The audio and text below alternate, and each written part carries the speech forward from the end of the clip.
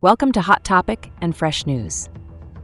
Today, on the 25th of March, 2024, we're diving deep into the heart-wrenching stories coming out of the German Valley.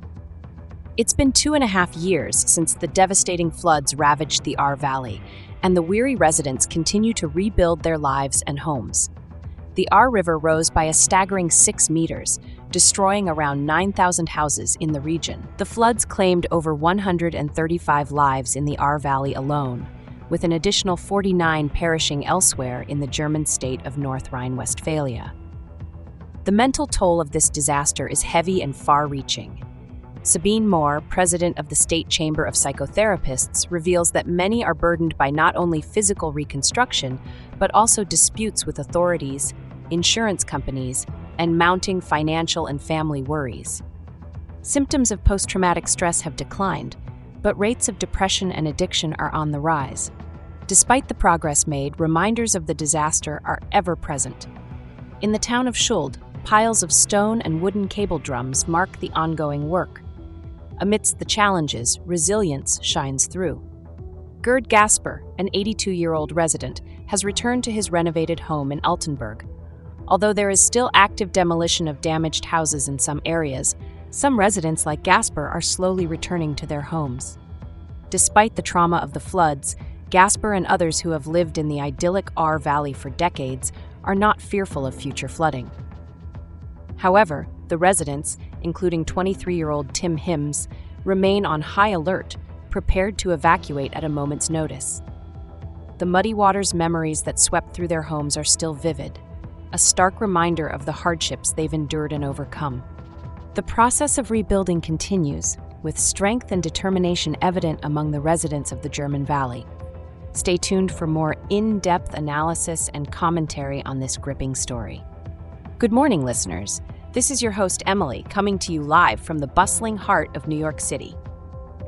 And I'm David, joining you from the beautiful San Francisco. We're delighted to have you with us today on Hot Topic and Fresh News. Don't forget to subscribe and turn your notifications on to make sure you don't miss out on our daily deep dives into the most pressing news stories. Now, without further ado, let's head straight to the hot topics.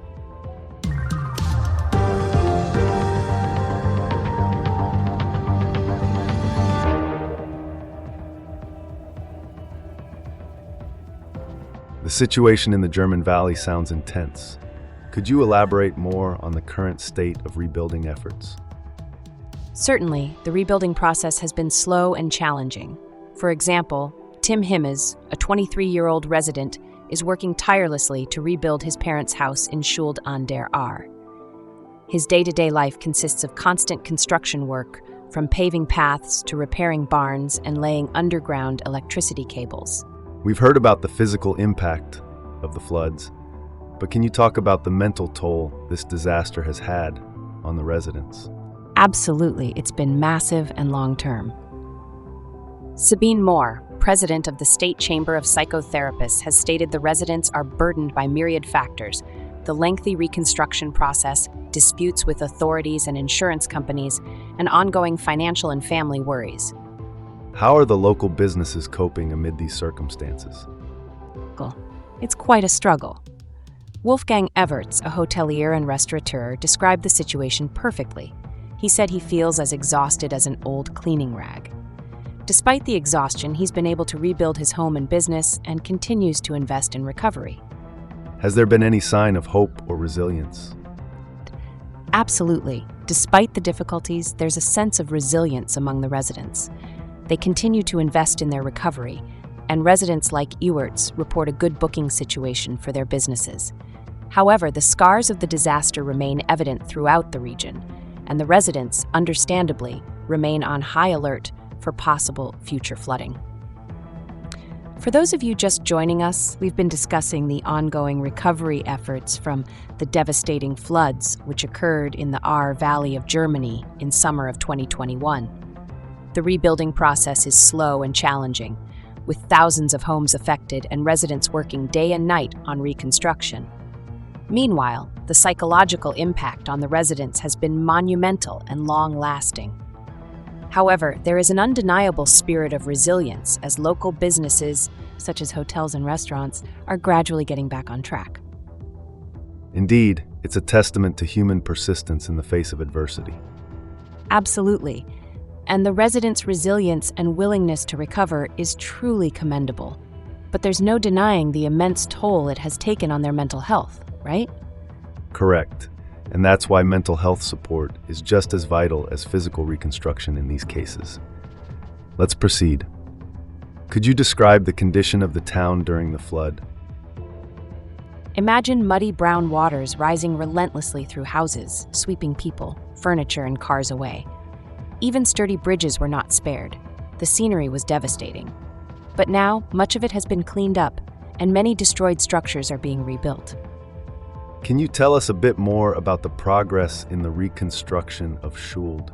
Yes, in Schuld, the central square on the R is barely recognizable, but signs of progress are showing. Builders are working on new houses, restoring older ones, and piles of stones and wooden cable drums hint at imminent construction. But there are still buildings filled with silt, gutted after the flooding, and left untouched since then.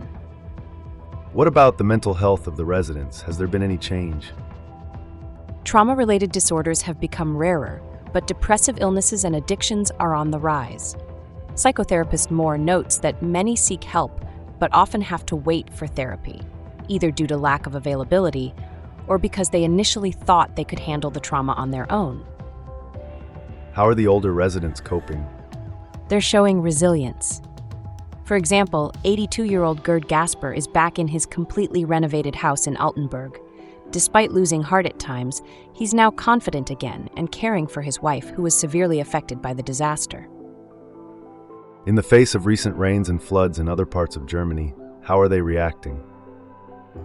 Both Gasper and Ewers, who've lived in the Ahr Valley for decades, are not frightened by the rains or floods elsewhere. Gasper even notes that the Ahr kept itself in check.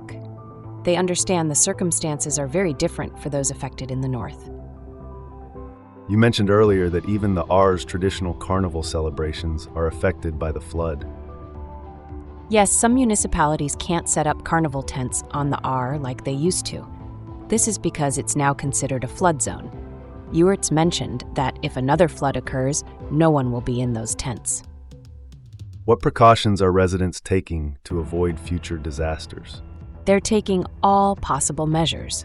For example, after seeing images of flooding elsewhere in Germany, Himmels and his family packed essentials and fixed trailers to their cars, ready to escape at a moment's notice. It's very clear that the flood has left a deep impact on the residents. Indeed, the floodwaters didn't just damage property, they also carried away the fairgrounds' cars and rides. It's been 2.5 years since the disastrous flash floods that claimed some 200 lives, and residents are understandably exhausted. The long-term effects of living through such a catastrophe are evident in the weary faces of people like Tim Hims.